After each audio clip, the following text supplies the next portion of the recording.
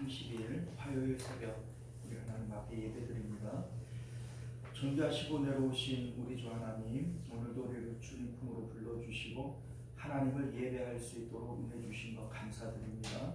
전심으로 하나님을 예배하는 저희들 되게 하시고 하나님은 예배하는 자들을 찾으신다 하셨사오니 하나님께서 찾으시는 복된 예배자들 저희들이 될 수 있도록 은혜 베풀어 주옵소서. 성령께서 우리의 마음과 생각을 주관하여 주옵시고 하나님 앞으로 은혜의 보좌 앞으로 우리를 불러 주옵소서.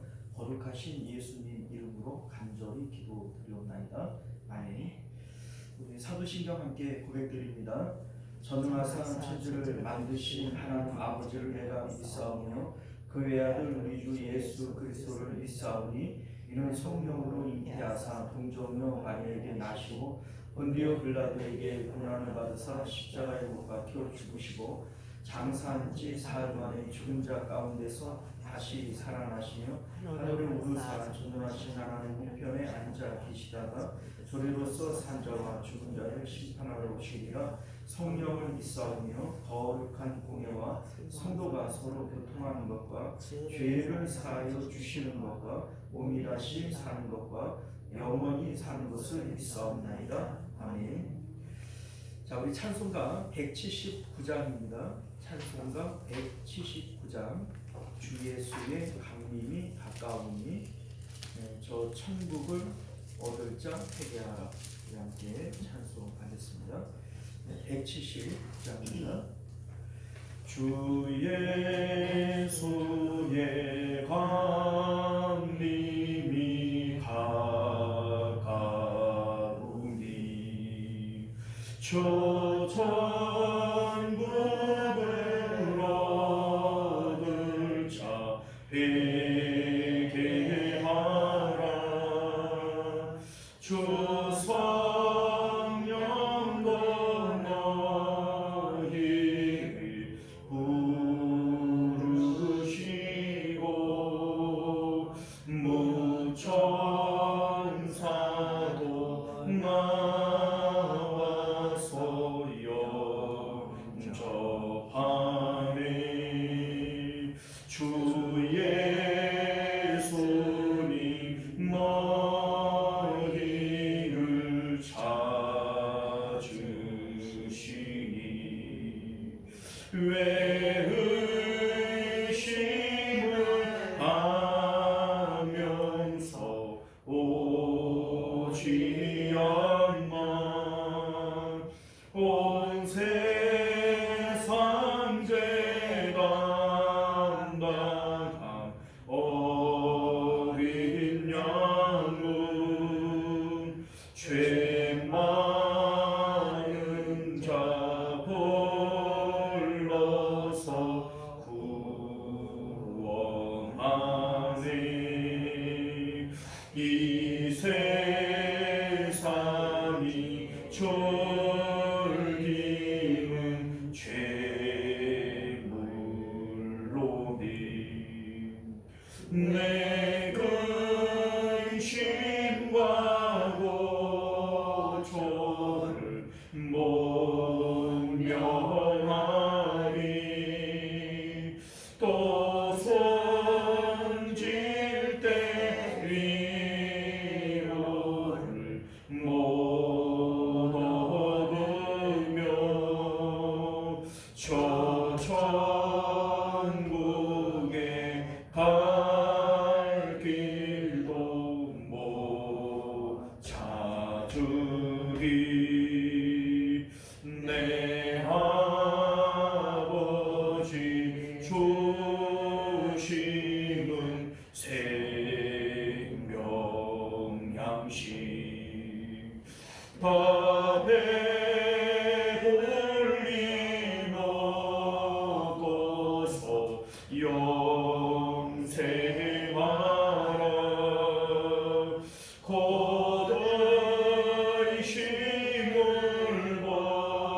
버리고 주께 오면 그 한없는 자비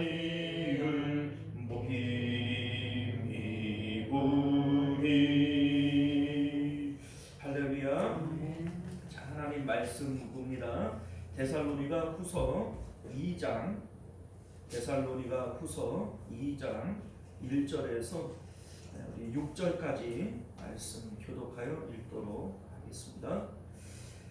형제들아, 우리가 너희에게 구하는 것은 우리 주 예수 그리스도의 강림하심과 우리가 그 앞에 모임에 관하여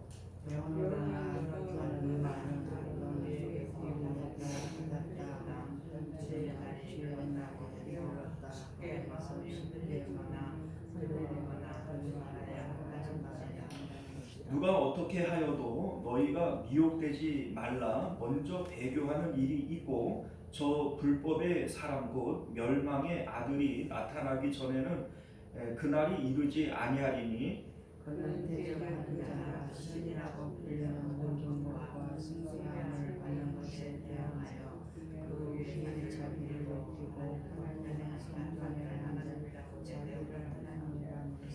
내가 너희와 함께 있을 때에 이 일을 너희에게 말한 것을 기억하지 못하느냐? 너희는 지금 그러고 그때에 대하여 아니하여 받는 것이 무시하나니. 아멘.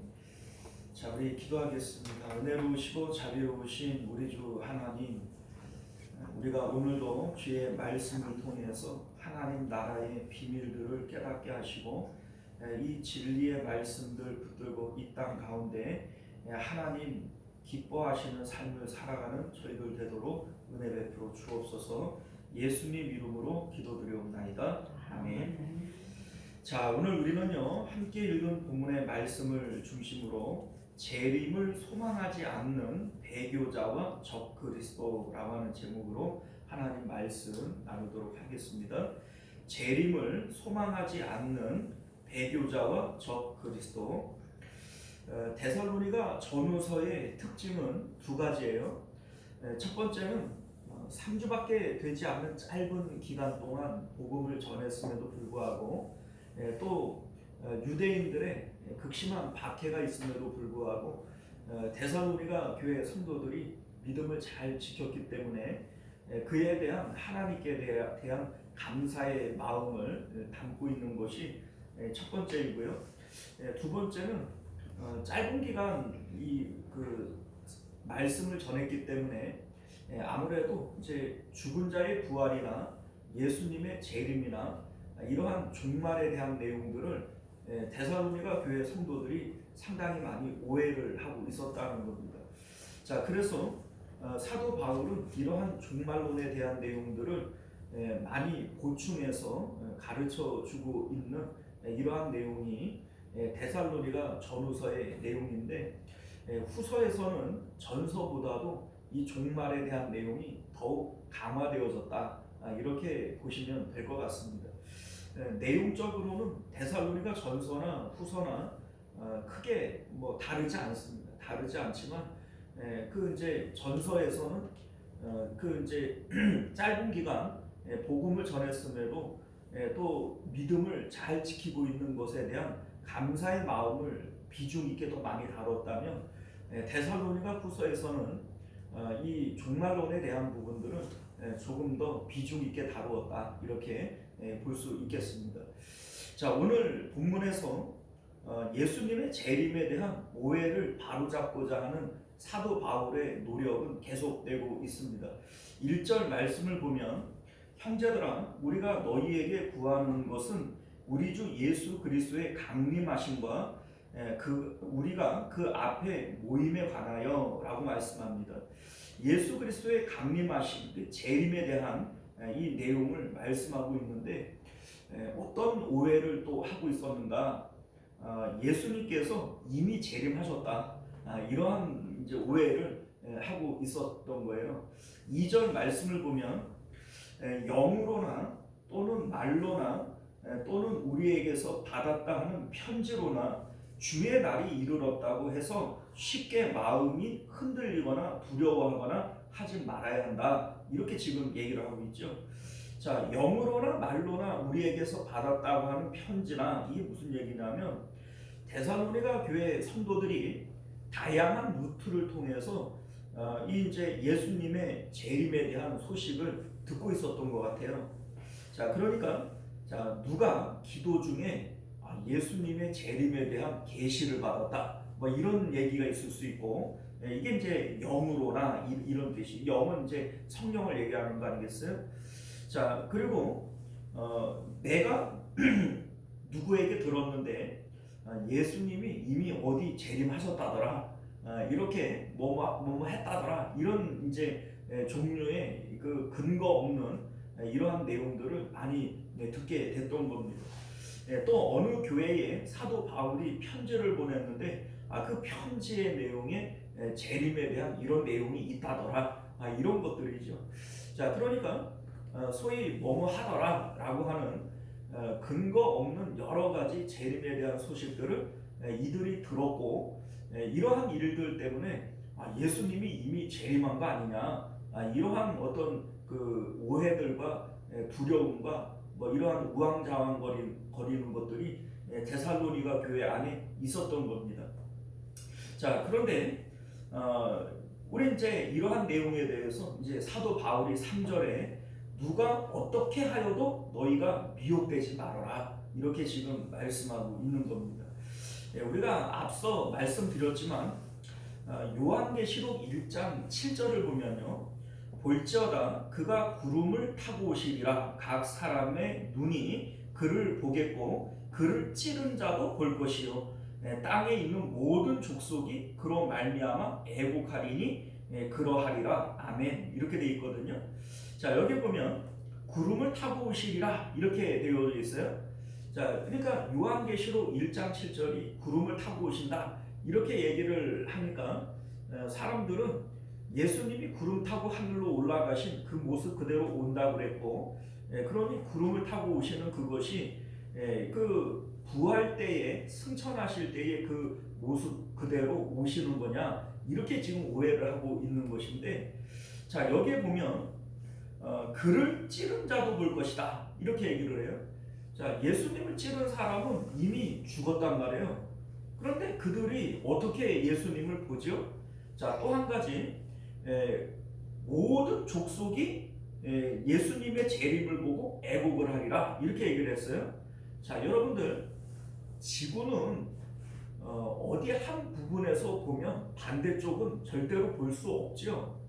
자, 이를테면 여기가 그 뭡니까, 대한민국에서 만약에 공중에 비행기가 떴다면 전 미국에서는 볼 수 있어요, 없어요? 못 보죠. 그런데 예수님의 재림은 모든 족속이 보고 애곡하겠다 이렇게 얘기를 했단 말이에요. 자, 그러니까 이것이 예수님께서 재림하실 때에는 구름을 타고 하늘로 올라가신 그 모습 그대로 오시는 것이 아니라는 겁니다. 예수님께서 오시는 이 모습들은 우리 이제 앞에서도 말씀을 드렸지만 우리 1장 7절과 베드로 후서 3장 10절을 보게 되어지면 재림 때에 하늘이 큰 소리로 떠나가고 물질 세계가 뜨거운 불에 풀어질 것이다. 그래 이제 1장 7절에서는 불꽃 가운데 이렇게 표현을 하고 있는 것인데, 우리 요한계시록에서도 처음 하늘과 처음 땅은 없어졌다 이렇게 얘기를 한단 말이에요.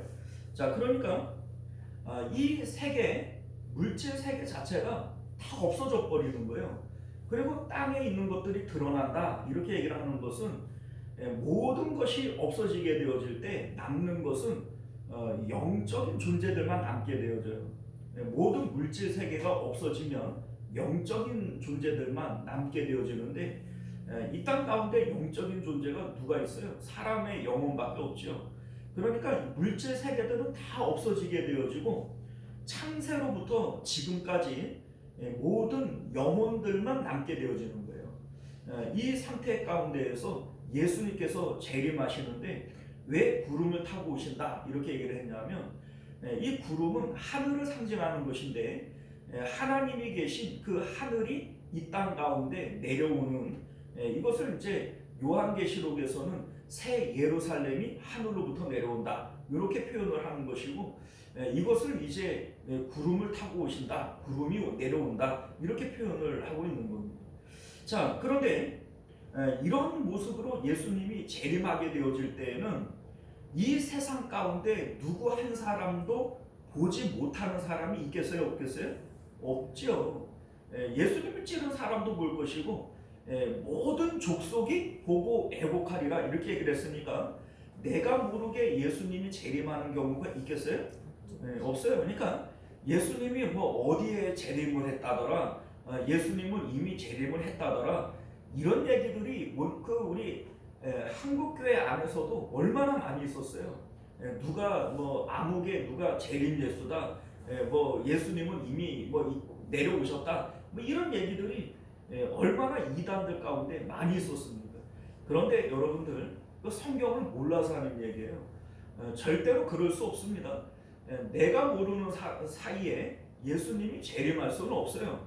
왜냐하면 이 세상이 불에 풀어 없어지고 그리고 모든 족속이 예수님을 찌른 사람도 볼 거다. 이 얘기는 모든 그 죽은 자들의 부활이 있고 그리고 나서 예수님이 재림한다는 얘기거든요.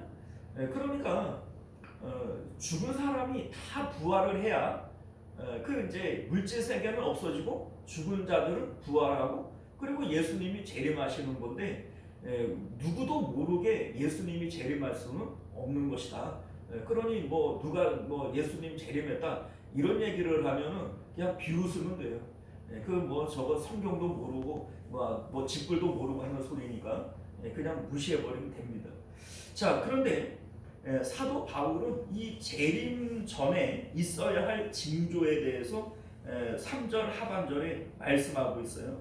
자, 3절 하반절을 보게 되어지면 먼저 배교하는 일이 있고 저 불법의 사람 곧 멸망의 아들이 나타나기 전에는 그날이 이르지 아니하리라. 자, 여기서 말하는 이 그날이라고 하는 것은 예수님의 재림의 때를 얘기하는 거죠. 자, 그러니까 배교하는 일이 있고 적그리스도가 나타나기 전에는 절대로 예수님 오시지를 않는다 이렇게 얘기를 하고 있다는 겁니다.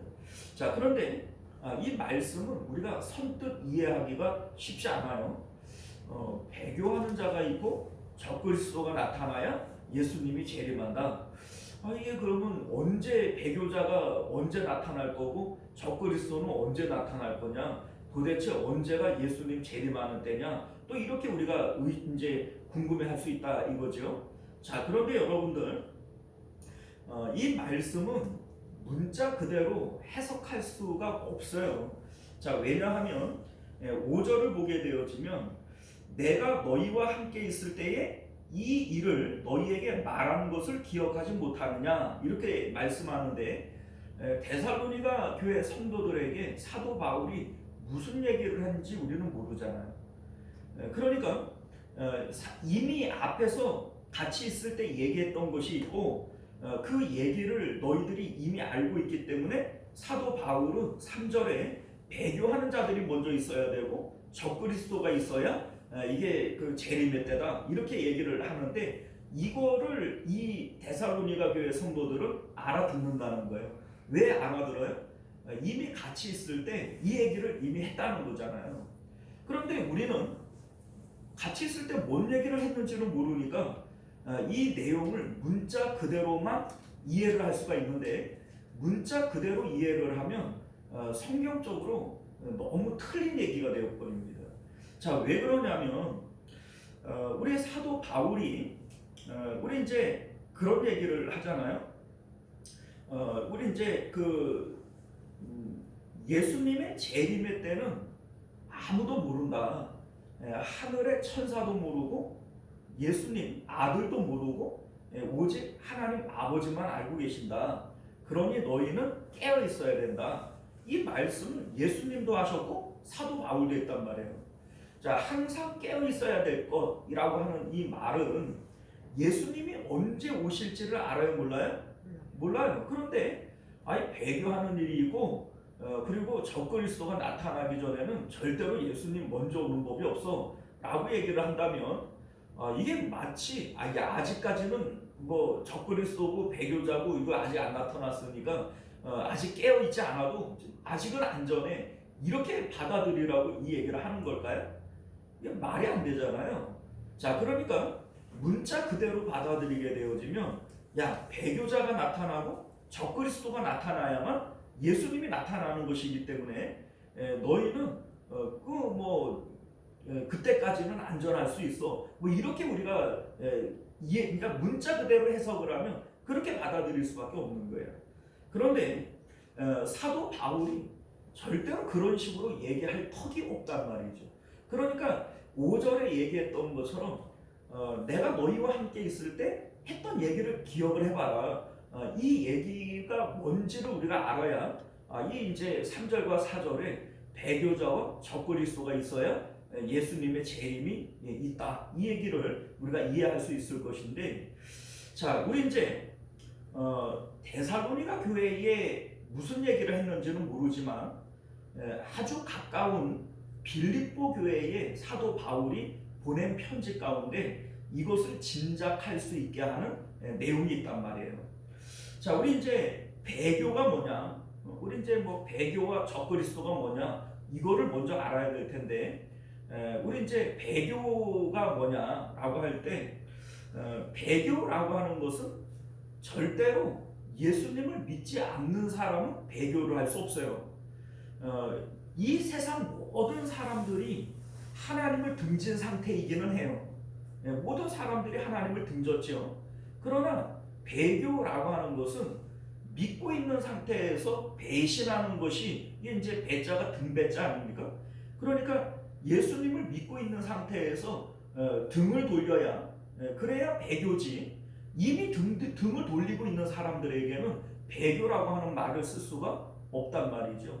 자, 그러니까 지금 현재에 내가 예수 그리스도를 믿고 있는데 이 상태에서 예수님을 배신하고 등을 돌리는 상태, 이게 바로 배교란 말이에요. 자, 그런데 우리 이제 빌립보서 3장 18절 말씀을 보게 되어지면 사도 바울이 이에 대해서 이런 얘기를 해요. 내가 여러 번 너희에게 말하였거니와 이제도 눈물을 흘리며 말하노니 여러 사람들이 그리스도의 십자가의 원수로 행하느니라. 이렇게 얘기를 합니다. 자, 십자가의 원수라고 하는 것이 누가 십자가의 원수냐면요, 세상에 예수님을 안 믿는 사람들은 십자가의 원수가 아니에요. 왜냐하면 그들은 안 믿으니까는 안타까운 것이지 그 예수님을 배신하고 부인하고 이러는 게 아니잖아요. 그러니까 십자가의 원수라고 하는 것이 이게 바로 배교자인 겁니다. 믿고 있다가 예수님을 등을 돌리고 세상으로 돌아가 버리는 이게 바로 배교자 아니겠어요? 이게 바로 십자가의 원수와 배교자는 이게 동일한 의미를 갖고 있다라는 겁니다. 자, 그런데 그러면 이 십자가의 원수가 어떻게 행하는 것이 십자가의 원수냐? 자, 우리 3장 19절을 보면 빌립보서 3장 19절을 보면요, 그들의 마침은 멸망이요 그들의 신은 배요 그 영광은 부끄러움에 있고 땅의 일을 생각하는 자라. 이렇게 얘기를 합니다. 자, 그러니까 배교자가 누구냐면 땅의 일을 생각하는 자다, 이 얘기입니다. 우리가 이제 알다시피 십자가에 예수님을 믿는다라고 얘기를 하는 것은 세상 등지고 십자가를 보는 겁니다. 그래, 배교자는 누구냐? 땅의 일을 생각한다. 이 얘기는 예수님을 등지고 땅을 바라보는 거예요. 그러니까 이게 배교자, 십자가의 원수라는 얘기입니다. 자, 여러분들, 예수님을 믿는다라고 얘기를 하는 것은 이 세상의 허구성을 믿는 거예요. 자, 우리 지난 시간에 말씀을 드렸지만은 천국과 하나님은 우리 가까운 곳에 계세요. 회개하라 천국이 가까웠느니라 라고 말씀하시는 것은 천국은 저 멀리 어떤 시간과 공간이 분리되어져 있는 그곳에 있다가 오는 것이 아니라 우리의 아주 가까운 곳에 있다가 나타나는 것이다, 이런 말씀을 우리가 지난 시간에 드렸지 않습니까? 자, 그러니까 너무나도 가까운 곳에 하나님이 계시고 천국이 있지만 우리는 못 봐요. 그 왜 못 보냐면 지금 이 물질 세계 안에 우리의 눈이 가려졌기 때문에 못 보는 겁니다. 마치 짙은 썬팅을 한 차 안을 보지 못하는 것처럼 그 이제 앞에는 거울이고 뒤에서 보면 그 유리인데 이제 유리창인데 그런데 그 앞에서는 가려져 가지고 그 안을 볼 수 없는 것처럼 천국은 그렇게 가려져 있다라는 거예요. 우리 가까운 곳에 계시는데 그래 이사야 선지자는 이스라엘의 하나님 여호와여 당신 여호와는 숨어 계시는 하나님이십니다. 이렇게 얘기를 할 때 하나님은 우리 가까운 곳에 계시지만 숨어 계시는 것이고 우리 눈에 안 보이는 거란 말이죠. 그럼 왜 안 보이느냐? 우리의 눈이 물질 세계만을 보고 있기 때문에 그래요. 하나님은 영적 세계에 계시는 분인데 그 영적 세계가 우리 가까운 곳에 있단 말이에요. 그런데 우리의 눈은 물질 세계만을 보고 물질 세계에 있는 것만 진짜로 있다 이렇게 믿어버리니까 영적 세계에 계시는 하나님과 그 천국을 보지 못하는 것이죠. 천국은 여기 있다 저기 있다 하지 못하리니 너희 안에 있느니라 이렇게 얘기를 할 때에도 역시 마찬가지예요. 천국은 멀리 있어요? 가까이 있어요? 가까이 있는 거예요. 가까이에서 우리를 늘 지켜보고 있는 겁니다. 자, 그럼에도 불구하고 우리가 물질 세계 안에 우리의 눈이 가려져 있기 때문에 이걸 못 본단 말이죠. 그러니까 믿음이라고 하는 것은 보지 못하는 것들의 실상이다. 이렇게 성경이 말씀하고 있는 거 아닙니까?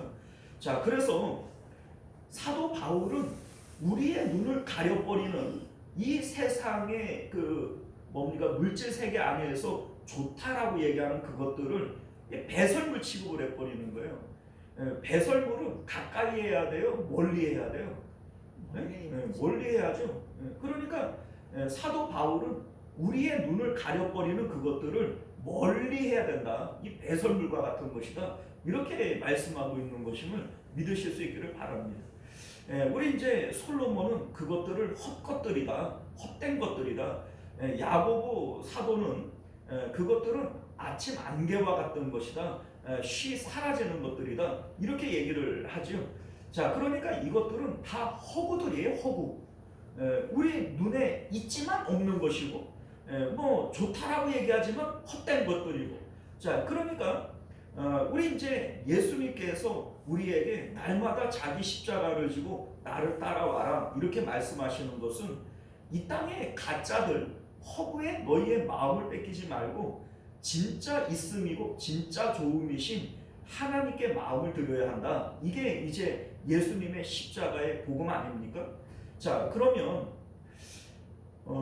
예수님께서는 천국과 하나님을 말씀하시면서 우리에게 날마다 자기 십자가를 지고 하나님께로 나와야 된다고 말씀하십니다. 그런데 결정적인 순간들이 있을 때마다 특별한 일들이 있을 때마다 예수님을 등지고 세상 쪽으로 마음을 옮겨가는 이 사람들이 바로 배교자라는 얘기입니다. 그렇게 우리가 생각을 해보면 배교라고 하는 이것은 특별한 시대에 특별한 누구를 가르쳐 얘기하는 것이 아니에요. 항상 우리 주변에 지천에 널려 있는 것이 배교자들이고 오늘날 교회 안에서도 이 배교의 형태들은 늘상 일어나고 있는 것들입니다. 자, 사도 바울은 내가 지금이라도 죽어 그리스도와 함께 있는 것이 좋으나 그렇게 하고 싶으나 이런 얘기를 하죠. 자, 그런데 이 마음이 특별하게 사도 바울에게만 있어야 될 마음이에요? 아니면 모든 성도들에게 공통적으로 있어야 될 마음이에요? 그렇죠? 자, 그런데 오늘날 많은 성도들이 죽기를 두려워하고 이 땅 가운데 마음을 두고 세상에 마음의 배를 붙이고 하나님께로 가려고 하지는 않는 거예요. 세상 가운데에서 좋다 이런 얘기를 가지면서 지금이라도 죽어서 그리스도와 함께 있고 싶다 이런 마음들을 안 갖는단 말이에요. 이게 배교의 형태입니다. 왜냐하면 입으로는 천국이 있고 하나님이 있고 그곳은 정말 이 땅의 모든 것을 합친 것보다도 더 좋고 막 말은 그렇게 해요. 그런데 하나님께로 가려고를 안 해요. 언제나 마음을 세상 가운데 두고 세상에 있으려고 해요. 그럼 이게 배신이에요? 아니에요? 배신이 이게 배교입니다, 여러분들. 그러니까 배교라고 하는 것은 특별한 시대에 특별한 사람들만 하고 있는 게 아니라 어느 시대나 어느 장소에나 이 배교의 형태들은 있어 왔던 것이다. 2000년 기독교 역사 가운데 항상 있었던 것이 배교의 형태다라고 하는 것을 믿으실 수 있기를 바라요. 우리 이제 사도 바울도 우리 이제 디모데 그 서를 보게 되어지면 그 대만은 세상을 사랑해서 나를 버리고 세상으로 갔다 이런 얘기를 하죠. 이게 배교 아닙니까? 자, 그러니까 우리가 구체적으로 이 교회를 안 나오고 교회를 떠나고 이거 이전에 우리의 마음이 세상으로 돌아가 버리는 배교의 형태들은 언제나 있어 왔던 거예요. 지금도 우리 가운데 있는 겁니다. 자, 우리 빌립보서 3장 20절 이하의 내용을 우리가 더 보게 되어지면, 그러면 참 성도의 모습은 뭐냐? 참 성도의 모습은 그러나 우리의 시민권은 하늘에 있는지라 거기로부터 구원하는 자 곧 주 예수 그리스도를 기다리노니, 이렇게 얘기를 합니다. 자, 그러니까 하늘에 대한 소망을 얘기를 하고 예수 그리스도의 재림을 지금 소망하고 있는 거예요. 그 다음 구절을 보면은 그는 만물을 자기에게서 복종하게 하실 수 있는 자의 역사로 우리의 낮은 몸을 자기의 영광의 형체와 같이 변화하게 하시리라. 이 지금 재림의 상황을 얘기를 하는 거잖아요. 자, 그러니까 사도 바울은 십자가의 원수 배교에 대한 얘기를 한 이후에 곧바로 무엇을 머릿속에 떠올려요? 예수님의 재림의 상황을 머릿속에 떠올리고 있는 거예요. 자, 이게 지금 왜 이런 얘기를 하고 있는 것이냐면, 우리의 일생 가운데, 우리 이제 신앙 생활 가운데 끊임없이 배교의 형태들이 나타난단 말이죠. 그런데 이러한 배교의 형태들을 우리가 눈으로 볼 때마다 우리의 마음은 그 사람들에게서 떠나서 예수님의 재림의 상황 가운데로 끌고 가야 된다는 얘기입니다. 그러니까 사도 바울이 십자가의 원수에 대한 얘기를 하고 난 다음에, 그리고 예수님의 재림의 상황을 떠올리면서 우리는 예수님의 재림하는 그 하늘을 우리가 바라보고 있다, 이렇게 얘기를 하는 거 아니겠어요? 자, 그러니까 주변의 배교의 형태, 마음을 세상 가운데 돌리는 사람들이 눈에 보이지 않겠어요? 그런데 그때마다 우리는 예수님의 재림의 상황 가운데로 마음을 끌고 감으로써 깨어있을 수 있게 되어지는 거죠. 그리고 이 깨어있음이라고 하는 것은 그 배교자들, 십자가의 원수들로부터 내 마음이 빠져드는 것이 아니라 그들로부터 내 마음을 분리해내서 예수님의 재림의 상황 가운데 갖다 놓음으로써 내가 영적으로 깨어있을 수 있도록 만들어주는 역할을 하게 되어지는 겁니다. 자, 그러니까 사도 바울이 지금 말씀하고 있는 내용이 우리는 문자적으로 해석하면 이게 신학적으로 말이 안 되는 내용이 되어버리고요. 그리고 이게 문자적으로 우리가 해석을 하게 되어지면 이게 이해가 안 된단 말이에요. 배교하는 일이 있고 적그리스도가 나타나기 전에는 예수님 재림 안 한다, 이렇게 해버리면 깨어있으라고 하실 이유가 없잖아요. 그죠? 아직까지는 배교자 안 나타났고 아직까지는 적그리스도 안 나타났으니까 예수님 재림하려면 아직 멀었네, 이래버리면 깨어있을 이유도 없는 거죠. 자, 그러니까 이거 문자적으로 해석할 수도 없고 문자적으로 해석해서도 안 되는 겁니다. 자, 그런데 빌립보 교회에 보낸 내용들, 사실 빌립보 교회와 데살로니가 교회는 빌립보 교회를 전도하고 곧바로 이제 데살로니가로 와서 여기서 3주밖에는 못 있다가 왔단 말이에요. 그래서 내가 너희와 함께 있을 때 했던 얘기다 라고 얘기를 하면 빌립보에서 했던 얘기와 데살로니가에서 했던 얘기가 다르지 않을 겁니다. 자, 그러니까 우리 이제 데살로니가에 얘기했던 이 내용, 너희와 같이 있을 때 했던 걸 기억을 해라, 이런 얘기를 우리가 짐작해 볼 때 빌립보 교회에 보낸 이 내용을 통해서 이 말씀을 해석할 수 있다라는 거죠. 자, 그러면 적그리스도에 대한 내용은 뭘까요? 적그리스도도 이게 역시 교회 바깥에 있는 게 아니에요. 적그리스도도 교회 안에 있는 겁니다. 우리는요 대부분 이제 적그리스도 이렇게 얘기를 하면 교회 바깥에서 교회를 핍박하는 어떤 거대한 세력, 어떤 그 거대한 그 힘, 이러한 것들을 적그리스도 이렇게 우리가 생각하기 쉽지만 종말에 대한 예수님의 가르침이 마태복음 24장에 나오는데 예수님께서 이런 말씀을 해요. 많은 사람이 내 이름으로 와서 이르되 나는 그리스도라 하여 많은 사람을 미혹하리라. 이게 적그리스도예요. 또 24장 11절을 보면 거짓 선지자가 많이 일어나 많은 사람을 미혹하겠으며 이게 적그리스도예요. 13절을 보면 그러나 끝까지 견디는 자는 구원을 얻으리라 이렇게 말씀하고 있는 거예요. 우리 이제 교회 바깥에서 그 거대한 어떤 힘과 정치적인 세력이 적그리스도다 이렇게 본 일들이 많이 있죠. 이를테면은 로마의 네로 황제가 기독교인들을 많이 박해했기 때문에 그가 적그리스도다 뭐 이렇게 얘기를 하는 신학자들도 있었고, 또 이제 그 헬라의 그 왕 중에 안티오쿠스 에피파네스라고 하는 사람이 있었는데 이 사람이 그 성전에서 돼지 피를 뿌리고 돼지를 불살라서 제사를 드리고 막 이렇게 성전을 모독하고 성전을 해파하고 막 이랬단 말이에요. 그러니까 이 안티오쿠스 에피파네스가 적그리스도다 이렇게 얘기를 하는 이런 사람들도 있었단 말이죠. 그런데 여러분들 이러한 일들이 결코 교회를 없앨 수 없어요. 우리 이제 예전에 이런 거 있었죠.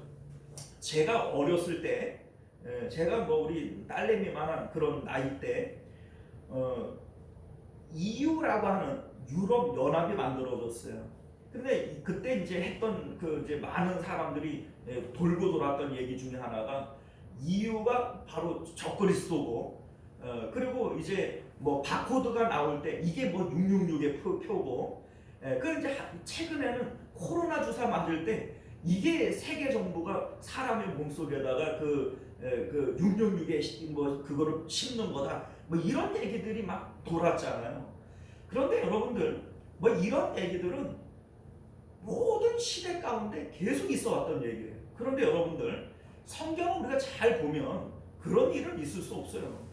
왜냐하면 예수님께서 뭐라고 말씀하세요? 예수님 이제 이런 말씀하시잖아요. 몸은 죽여도 영혼은 죽이지 못하는 자들을 두려워하지 말고. 자, 그러니까 적그리스도들이 그 외부에 있는 어떤 힘을 가진 사람들이 우리 몸은 죽일 수 있을지 몰라도 영혼을 죽일 수 있나요? 없어요. 바코드 이런 거 찍고 몸에다가 백신으로 해가지고 주사를 놓고 이게 몸을 죽일 수 있지 영혼을 죽일 수 있나요? 그러니까 여러분들 이런 그 유언비어나 이런 데에 빠질 이유가 없어요. 우리 예수님께서는 살리는 것은 영이니 육은 무익하다 이렇게 말씀하셨고, 육체에 대한 내용들을 가지고 이게 영적으로 이게 666이니 적그리스도니 이렇게 얘기할 수 없는 겁니다. 그러니까 실질적으로 적그리스도는 교회 안에 있는 것이고 영혼을 죽이는 자들이 적그리스도지, 외부에서 우리의 육체를 억압하고 하는 어떤 존재도 적그리스도가 될 수가 없는 거예요. 자, 그런데 우리 이제 요한 1서 2장 18절을 보게 되어지면 요한 사도가 이런 얘기를 해요. 지금도 많은 적그리스도가 일어났으니, 자, 적그리스도가 일어났대요? 안 일어났대요? 일어났대요. 그러므로 우리가 마지막 때인 줄 아노라. 우리 이제 사도 요한이 요한 1서를 쓸 때가 AD 한 90년경 이렇게 되어지거든요. 그런데 이때 이미 적그리스도가 많이 일어났다. 그러니까 한 사람도 아니라 많이 있다는 거예요. 자, 그런데 이 적그리스도는 교회 안에 있는 존재들이란 말이에요. 이 적그리스도가 뭐겠느냐? 우리 오늘 4절을 보면 그는 대적하는 자라 신이라 불리는 모든 것과 숭배함을 받는 것에 대하여 그 위에 자기를 높이고 하나님의 성전에 앉아 자기를 하나님이라고 내세우느니라 이렇게 얘기를 해요. 자, 그러니까 여기서 말하는 하나님의 성전은 예루살렘에 있는 건물로서의 성전이 아니에요. 자, 왜냐하면 사도 바울은 율법을 지켜야 된다 이렇게 얘기를 안 하는 사람이에요. 그리고 우리가 알다시피 고린도전서 3장 16절에서 너희가 하나님의 성전인 것과 성령이 너희 안에 계시는 것을 알지 못하느냐. 사도 바울은 우리 마음이 성전이라고 얘기를 했지 건물을 성전이라고 얘기한 적이 없어요. 자, 그러니까 여기서 말하는 하나님의 성전도 마음 성전을 얘기하는 겁니다. 자, 그런데 적그리스도가 뭐 하는 것들이냐? 우리 마음 성전을 더럽히는 자들이에요. 그 마음 성전에 올라가 앉는 사람들이에요. 자, 이게 여러분들 결과적으로 우리가 따지고 보면 교회 안에 목회자들을 얘기를 하는 겁니다. 실제적으로 그 성도들의 마음을 십자가를 통하여 날마다 하나님께로 보내는 이게 사실은 목회자가 해야 될 일인데 성도들의 마음을 땅에 붙들어 두는 거예요. 뭐 이를테면은 중세 시대의 교황들이 그랬죠. 세상의 왕들, 세상의 황제들과 정치적으로 싸움질을 하면서 자기의 입지를 높이고 그리고 뭡니까 그 교회를 뭐 은으로 금으로 도배를 하면서 휘황찬란하게 만들고 그거를 위해서 뭐 면죄부를 팔면서 돈을 긁어 모으고 그렇게 하면은 성도들의 입장에서 볼 때 그렇게 해도 된다는 거예요? 안 된다는 거예요? 그렇게 해도 된다는 거죠. 교황이 그렇게 하고 그 사제들이 그렇게 하면 그렇게 해도 된다는 거 아니에요? 그런데 그거는 마음을 땅에 붙이는 거예요? 하늘로 올리는 거예요? 이게 바로 적그리스도예요. 이러한 적그리스도는 시대와 장소를 불문하고 2000년 역사 가운데 끊임없이 있어 왔던 겁니다. 지금은 없어요? 지금도 목회자들 가운데 많이 있습니다. 여러분들 목회자들을 잘 섬겨야 복을 받습니다. 뭐 이런 얘기들 기도하면은 하나님께서 복 주셔서 형통케 합니다. 여러분들 이런 얘기들이 다 마음을 땅에다가 붙이는 것이지 하나님께로 올리는 겁니까? 아니에요. 그러니까 결과적으로 배교라고 하는 것 자체가 마음을 땅에 붙이는 것이고 적그리스도는 교회 안에 있어서 성도들의 마음을 땅에 붙들어 두는 역할을 하는 것이 적그리스도다라고 하는 것을 믿으실 수 있기를 바랍니다. 사랑하는 성도 여러분, 우리가 오늘 이 말씀을 통해서 오늘날 배교와 적그리스도는 멀리 있는 게 아니에요. 가까이 있는 것이고 그리고 이러한 일들을 볼 때마다 사도 바울은 예수님의 재림의 때를 마음속으로 그려내라는 겁니다. 그래서 내 마음을 재림의 상황으로 끌고 가서 깨어 있으라는 거예요. 이런 모습들에 우리 마음이 현혹당하고 거기에 우리 마음이 달라붙어 가지고 뭐 그래도 되는가 보네. 뭐 목사님이 그러는데 뭐 교황이 그러는데 뭐 사제들이 그러는데 뭐 그래도 되는 거지 뭐 이렇게 하고 내 마음이 거기에 딸려가 버리면 그 사람도 결국 배교자가 되어지는 것이고 구원에서 탈락되어지는 거예요. 우리가 오늘 이 말씀을 통해서 말세를 살아가는 우리들이 어떤 모습으로 깨어 있어야 되는지에 대해서 다시 한번 기억할 수 있는 저와 여러분들 되시기를 바랍니다. 기도하겠습니다. 은혜로우시고 자비로우신 우리 주 하나님, 오늘도 우리에게 주시는 하나님의 말씀을 통해서 이 말세 지마를 살아가는 우리들이 어떤 마음으로 깨어 있어야 하는지 다시 한번 기억하게 하시고 깨어있는 저희들 되게 하여 주옵소서. 거룩하신 예수님 이름으로 기도드리옵나이다. 아멘. 우리 주기도문으로 예배 마치겠습니다. 하늘에 계신 우리 아버지여, 이름이 거룩히 여김을 받으시오며 나라가 임하시오며 뜻이 하늘에서 이룬 것 같이 땅에서도 이루어지이다. 오늘 우리에게 이러한 양식을 주시옵고 우리가 우리에게 죄 지은 자를 사하여 준 것 같이 우리 죄를 사하여 주시옵고 우리를 시험에 들게 하지 마시옵고 다만 악에서 구하시옵소서. 나라와 권세와 영광이 아버지께 영원히 있사옵나이다. 아멘. 자, 우리 계속해서 함께 기도하실 때 말씀을 기억하시며 기도하시기를 바랍니다. 우리 주여 한번 외치고 기도하겠습니다. 주여, 은혜로우신 우리 주 하나님 감사합니다. 오늘도 우리에게